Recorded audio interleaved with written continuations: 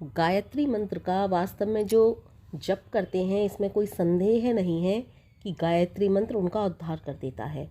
जो प्रेम से जप करते हैं, श्रद्धा से जो लोग गायत्री मंत्र का जाप करते हैं, वे अवश्य पार हो जाते हैं। मेरे पास अब बहुत ज़्यादा कमेंट बढ़ने लगे हैं, बहुत ज़्यादा मेरे भाई बहन मुझसे जुड़ने लगे हैं, बहुत प्यारे प्यारे कमेंट करते हैं। और जब आप एक कमेंट बार बार करते हो तो मेरा बहुत ज़्यादा हृदय खुश हो जाता है कि आपके वीडियो सुनने से हमारा और भी गायत्री मंत्र के जाप में मन लगता है, या फिर गायत्री मंत्र के जाप करने से हमें प्रेरणा मिलती है। मुझे बहुत अच्छा लगता है उस समय कि हाँ, मेरे कुछ बातें आप लोगों के काम आ रही हैं, आपका गायत्री मंत्र के प्रति विश्वास व श्रद्धा बढ़ रही है और आपका बहुत ज़्यादा मन लग रहा है। तो मुझे बहुत अच्छा लगता है हृदय से इस बात को सुन करके या इस कमेंट को पढ़ के, क्योंकि कई मेरे जो भाई बहन हैं उन्होंने यही कमेंट किया है, तो मुझे काफ़ी अच्छा लगा है। क्योंकि वास्तव में इस चैनल को बनाने का जो लक्ष्य था वो यही था, कहीं ना कहीं, कि सभी लोग गायत्री मंत्र से जुड़ें, गायत्री मंत्र का जाप करें।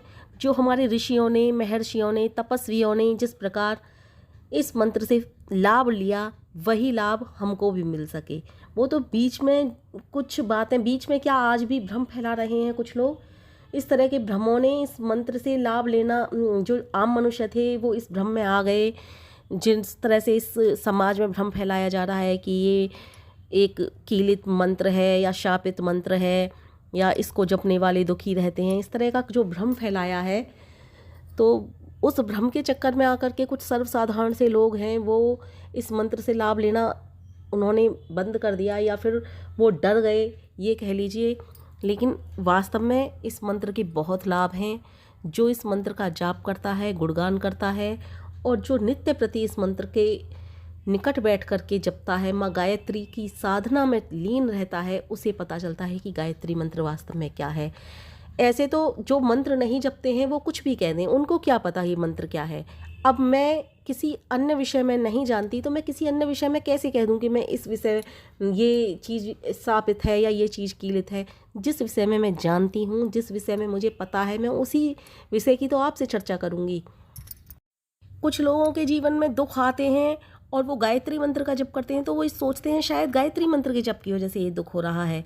लेकिन भाई, ये कैसे कह दिया गायत्री मंत्र के जप की वजह से दुख हो रहा है? क्या आपने कोई और पूजा पाठ करने वाले देखे हैं क्या? उनके जीवन में सुखी सुख होता है? इस संसार में जिसने भी जन्म लिया है, प्रत्येक व्यक्ति को दुख और सुख दोनों का सामना करना पड़ता है। लेकिन गायत्री मंत्र का साधक जो होता है ना, उसको कोई भी हानि नहीं पहुंचा सकता, उसको दुख उसके कर्म ही देते हैं। ये बात सत्य है।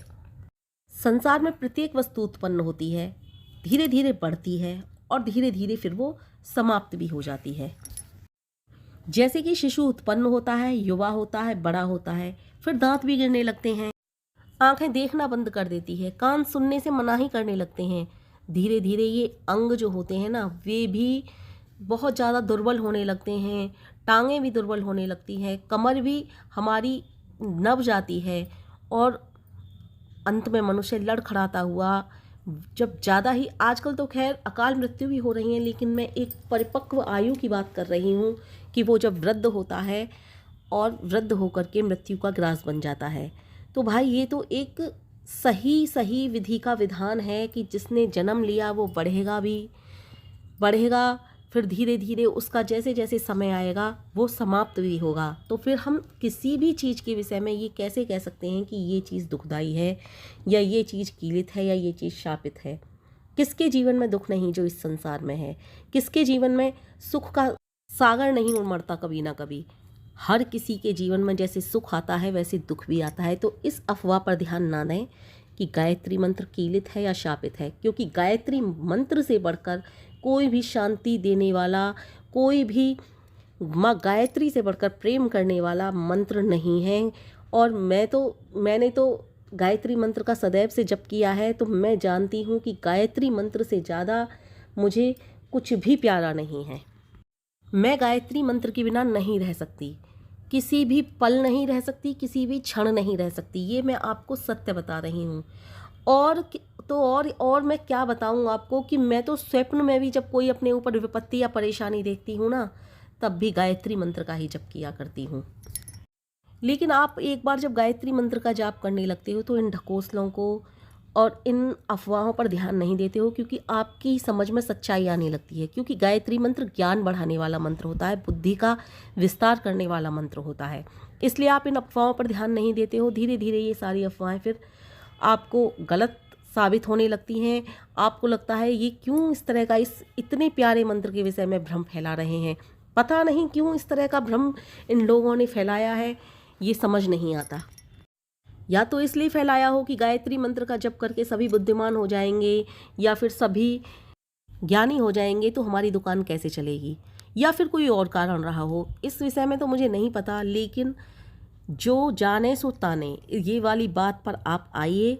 जिन्होंने गायत्री मंत्र का जप किया है, सिर्फ और सिर्फ उनकी बात पर विश्वास कीजिए कि गायत्री मंत्र क्या है। इन लोगों की बातों पर, अफवाहों पर ध्यान मत दीजिए, जो लोग ये जानते ही नहीं कि गायत्री मंत्र है क्या।